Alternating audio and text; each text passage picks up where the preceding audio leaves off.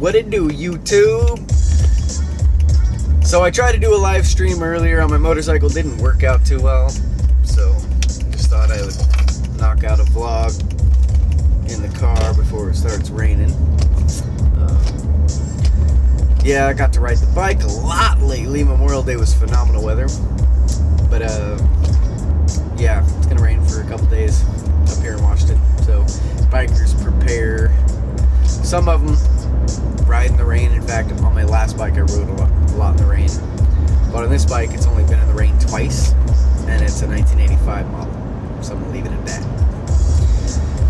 Have you heard of Dr. Stephen Greer? He was an OR surgeon, operating room surgeon, back in the 90s, 80s, I guess. And he's been on a disclosure kick. And I'm getting back into, just following him.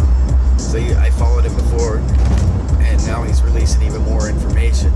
And usually that's what'll happen once I start hearing a lot of repetitive information from various interviews of anybody, whether it's Ted Gunderson, retired FBI agent out of Southern California. He was suicided. After all these years, they finally got him.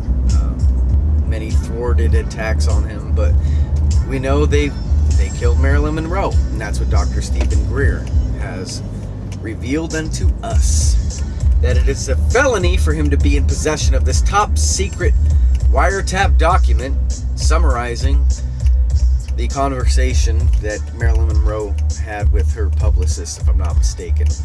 And after JFK was killed, she had an affair, by the way, with Bobby Kennedy and John F. Kennedy. So, long story short, she was going to go public with this UFO information that John and Bobby had both disclosed to her, and it was going to make our space program look bad because Kennedy had said, we choose to go to the moon not in this decade and those to come, not because it is easy, but because it is hard.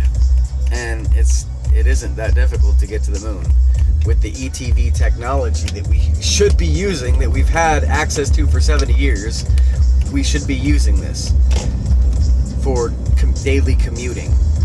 You know, can you imagine I-5 in the air? Oh, I can't wait. And it's right around the corner. Like I said, they've had this technology locked up for 70 years now. So much so that they use the technology to abduct us and pretend to be extraterrestrial. Yep, that's happened. They have abducted American citizens posing to be extraterrestrials. Our own government has done that to us with this technology that they won't let us have. Who is serving who here? Who's in charge here? Do we own the government, or does the government own us? And are we as free as we think we are? Are we as free as they want us to be? Yeah, probably about as free as they want us to be. There is no free market if inventors keep getting killed for their inventions of free energy, such as the water power car. Unfortunately, the patent he submitted didn't have the right chemical composition. He took that to his grave, and so somebody else has to get cracking on the water power car. Unless his brother, I don't remember the guy's name of the inventor of the water power car off the top of my head, but his brother isn't coming forward because he fears for his life as well.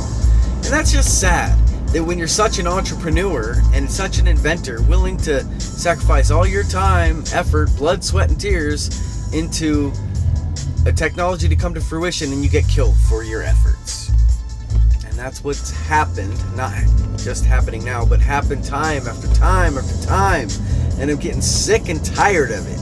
If there isn't a peaceful revolution, there will be a violent one. And I don't want to see that. I just want to see the elites step aside. Let us take control, let us take the reins, because there's a lot of money to be made in transitioning our infrastructures, because the vehicle I'm driving now, the Silverado in front of me, the Focus to my right, the 2500 HD Chevy next to me, that you name it, everything that's around you right now, all the vehicles around you right now, an industry could be created specifically to convert our pre-existing vehicles, as well as new models, of course, if you can afford it. The Tesla, as Dr. Stephen Greer will tell you, is garbage. The iPhone in your hand is garbage. It's 1844 technology that's been maxed out. It's peak. There's nothing more we can really do with this unless we migrate to the wireless technology that is the frequencies from your brain, up, down, left, right. Mark Zuckerberg has said we will be able to control Facebook with just your thoughts, because our thoughts are sending this frequency out, and all it takes is hardware and software to interpret it. So we're going to be able to control our steering wheel. In theory, it's going to take a little bit of practice on our part, because we have to hone this skill we didn't even know we had, so that the hardware and software designed to interpret this frequency is foolproof. But the problem with that is now your PIN codes, all your passwords, that's all accessible just by you thinking your password in your head. That frequency is accessible. This is, again, people, don't put me in the nut house. Anybody that walks into a mental hospital with this information is going to be deemed crazy. But this is 70-year-old technology that they've been locked up and keeping. And imagine what we could be doing with it today.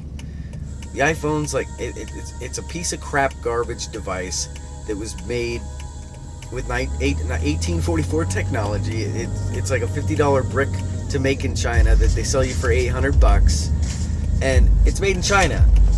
Last I checked, the only thing from China that was any good was China itself. The plates that you just sit in the shelves that you never use, even though you save them for Thanksgiving and Christmas and go to somebody else's house that year and you don't use your China. Why do we even have China? I should just do a video of me taking a 12-gauge shotgun to my China. Who cares? It's Chinese. It's China. I have no disrespect for the Chinese. They're extremely hardworking, but they're also way more slave mentality than what we got going on here. And ours, we don't have to work 18-hour days anymore. We get breaks. But you know what? It doesn't need to be an 8-hour day either. We could honestly complete everything that needs to be done with a 4-hour work day. Unemployment would be zero, because you could train and employ the people that are currently unemployed because you don't have enough work for them. If you doubled the pay, cut the hours, and CEOs didn't make in an hour what their employees make in a year. But capitalism, you make money to reinvest money. I get that, but do you need to make in 1 hour sitting on your ass that one of your slave labor force workers makes in an entire year? Really? Do you have to make that amount of money? Doesn't seem reasonable to me. These are just my thoughts, people. If you share them, then like my video. If you do not share these thoughts of how society's needs to transition in order to use this awesome technology that allows us to chill more, relax more. I'm not saying Wall-E, not saying that at all. I'm saying we definitely need to, myself included. I broke my toe a long time, about 2 years at this point, and it's really messed up everything. I haven't been able to walk the same, and it's, not excuses. It's excruciating pain. I've never had chronic pain in my life. So if you want, it'd be great to get your prayers. Don't send them to me, because I can't work this wireless thing very well. I talked to him. I prayed to him. So if you want to pray for me, I'll be willing to pray for you, and I'll pray for you even if you don't want to pray for me. But that's all I got for today. Everybody, take care. God bless. Keep looking up. Just trust me on this. Keep looking up. He's still with you. He's never going to leave you nor forsake you. Just don't leave him nor forsake him. Have God's back, and he'll be more than happy to have yours. In Jesus' name, grateful for all things.